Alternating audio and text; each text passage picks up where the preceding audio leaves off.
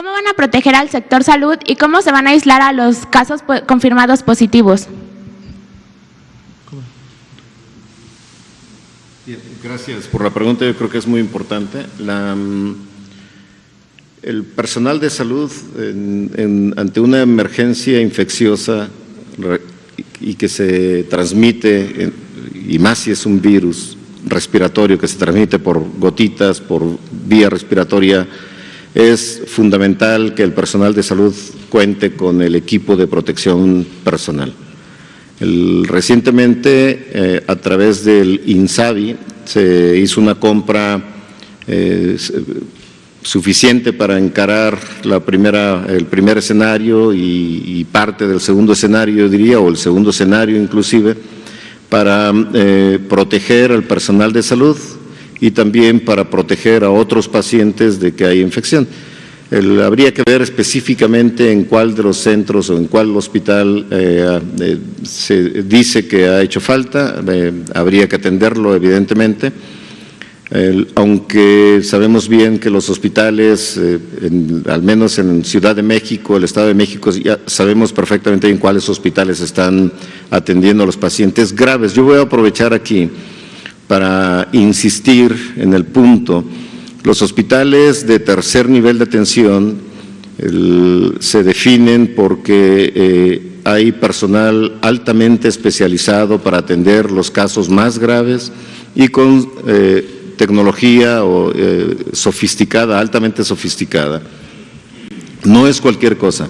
Entonces yo pediría a la población de que si hay síntomas leves que sugieran una infección de vías respiratorias, permanezcan en su casa y siguieran el protocolo que se ha anunciado múltiples veces, llamar al número 800-0044-800, esperar la indicación, la jurisdicción apropiada se va a poner en contacto con la persona y se sigue el protocolo, si es necesario y se cumplen los criterios de definición operacional que son fundamentales. Se haría una brigada, tomaría la muestra y lo llevaría al laboratorio apropiado. Pero ir constantemente a los centros de tercer nivel de atención, y lo digo mucho por el Instituto Nacional de Enfermedades Respiratorias, el Instituto Nacional de Ciencias Médicas y Nutrición, Salvador Subirán, es importante mantenerlos libres para que los pacientes graves lleguen adecuadamente, sean atendidos, no saturen los servicios de urgencias, porque finalmente hay obligación de atender a todos los casos, pero los casos leves es mejor que se queden en casa, los casos leves y moderados, y hagan todo el protocolo de atención clínica que se ha puesto en los lineamientos y dejen los hospitales de tercer nivel para la atención de pacientes graves. El personal médico y de enfermería de los Institutos Nacionales de Salud o del Hospital General de México, el Hospital Juárez de México, que serán los 4 hospitales primeros que atenderán los casos graves de COVID-19, agradecerán siempre que se les respete esta parte para que los pacientes que deben ser atendidos ahí sean exactamente los que deban ser atendidos por su condición de gravedad. Los hospitales que predominantemente, no exclusivamente, atenderán a los pacientes COVID-19 graves son el Instituto Nacional de Enfermedades Respiratorias, el Instituto Nacional de Ciencias Médicas y Nutrición, el Hospital General de México y el Hospital Juárez de México en la Ciudad de México. Dije predominantemente, no exclusivamente.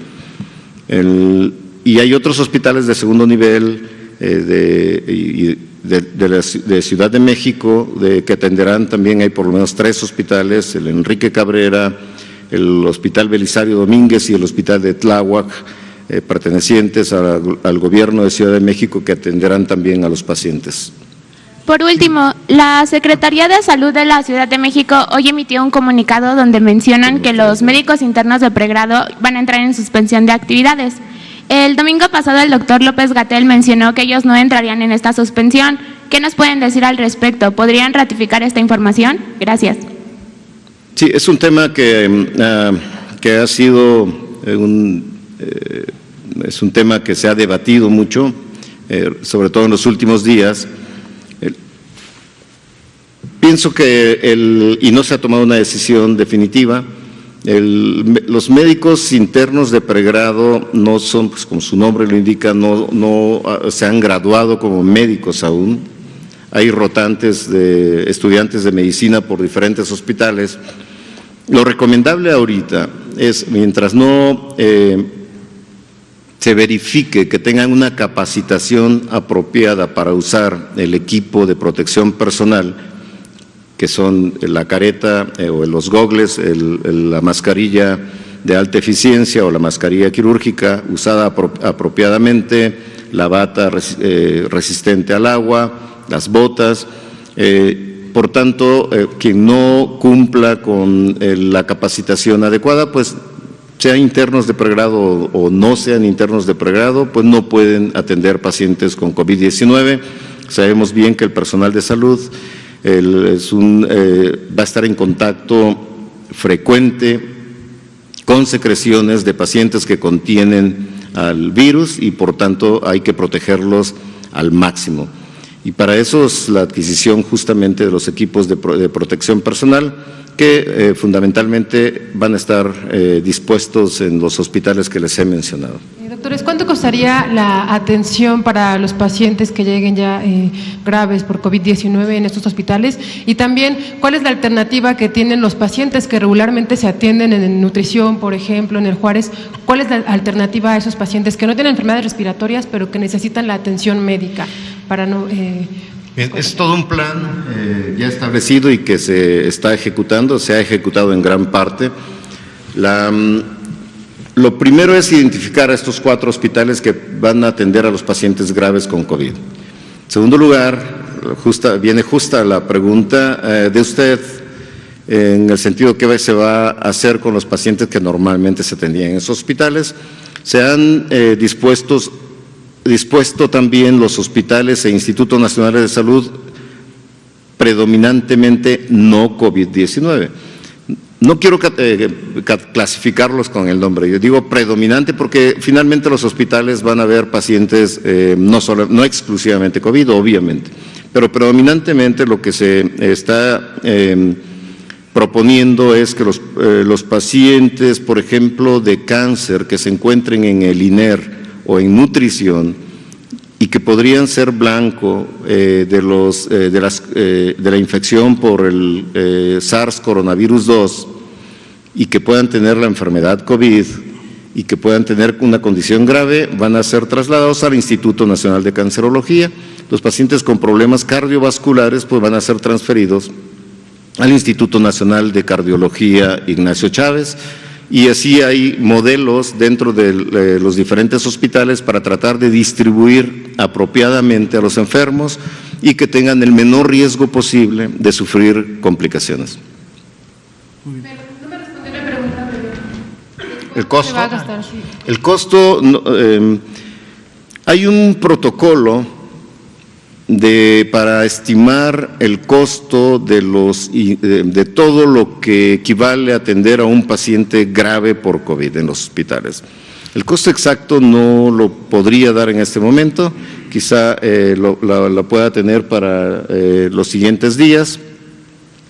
Hoy precisamente me dieron algunos estimados, pero se están confirmando las cifras y se están comparando en los diferentes hospitales que atenderán a los pacientes. Una cifra exacta no se la puedo dar en este momento. Se puede hacer una estimación del costo, digamos, una enfermedad grave, no crítica, debe haber un promedio, un paciente en estado crítico y con un promedio de tiempo de estancia hospitalaria de acuerdo a lo que se ha observado en otros países, es otro costo. Y yo creo que en promedio se podrían dar un caso grave, no crítico, y un caso crítico. Eso yo creo que lo podemos estimar en las siguientes… No, esto no debe tener costo para los pacientes hasta mi conocimiento. Por favor.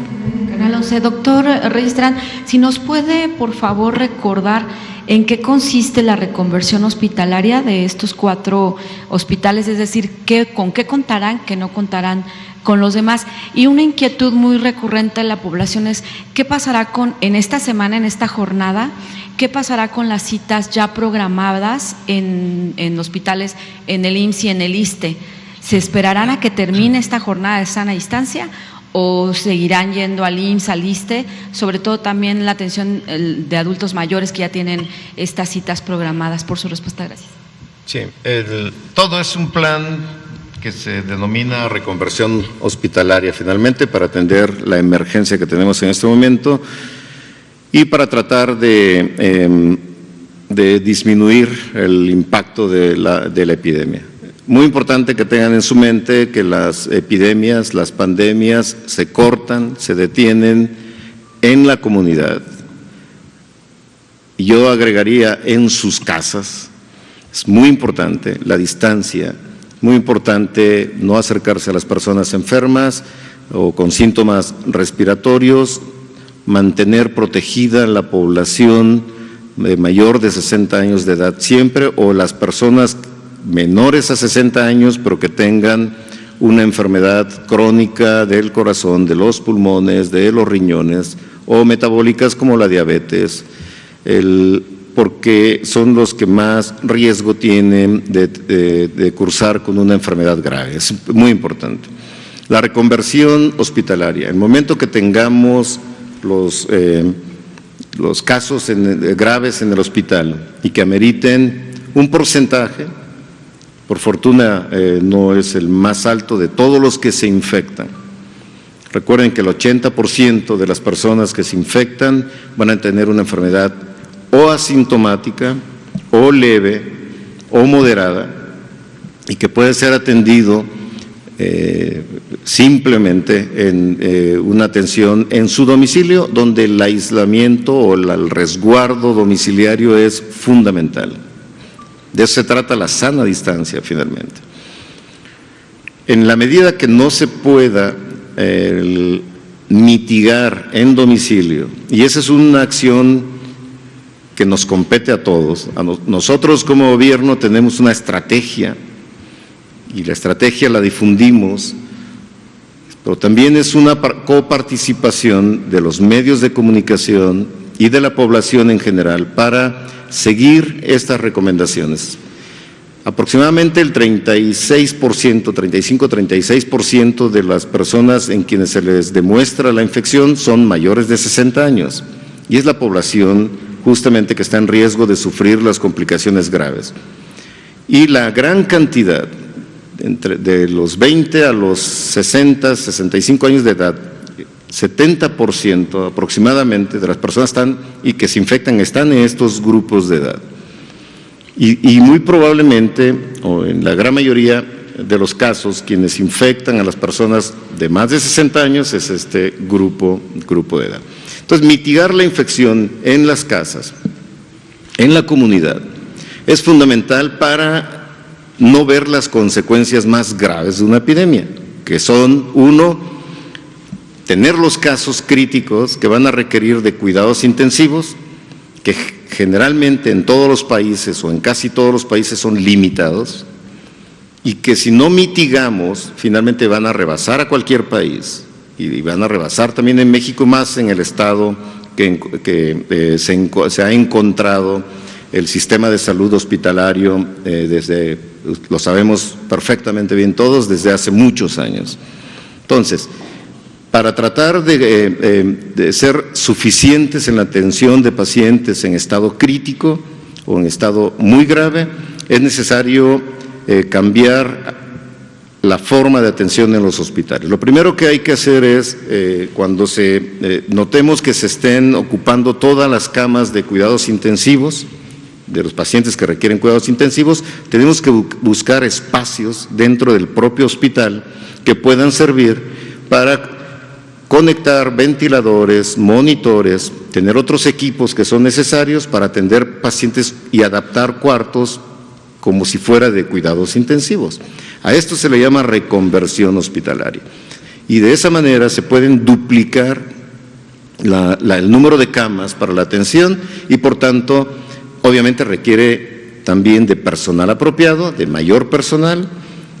Todo esto está ya dentro del programa de reconversión hospitalaria del Instituto Mexicano del Seguro Social, del ISSSTE, Pemex está haciendo lo mismo, la Secretaría de Marina está haciendo lo mismo, los estados están haciendo lo mismo y obviamente los institutos nacionales de salud y los hospitales federales de referencia y los hospitales regionales de alta especialidad en los 6 estados que se encuentran en la República Mexicana están haciendo exactamente lo mismo. El objetivo es duplicar y a veces triplicar la capacidad de dar cuidados intensivos a los pacientes que requieren de esos cuidados. Y lo de las citas, perdón, lo de las citas. Al mismo tiempo, los hospitales que predominantemente verán a los pacientes con COVID-19 tienen generalmente ya programadas citas para cirugías o para la consulta ambulatoria. Lo que estamos haciendo es que determinen cuáles no son urgentes y que pueden esperar estas 12 semanas que va a durar aproximadamente el problema para tratar de liberar lo más que se pueda a los hospitales para que realmente cumplan la función para los que se les ha designado.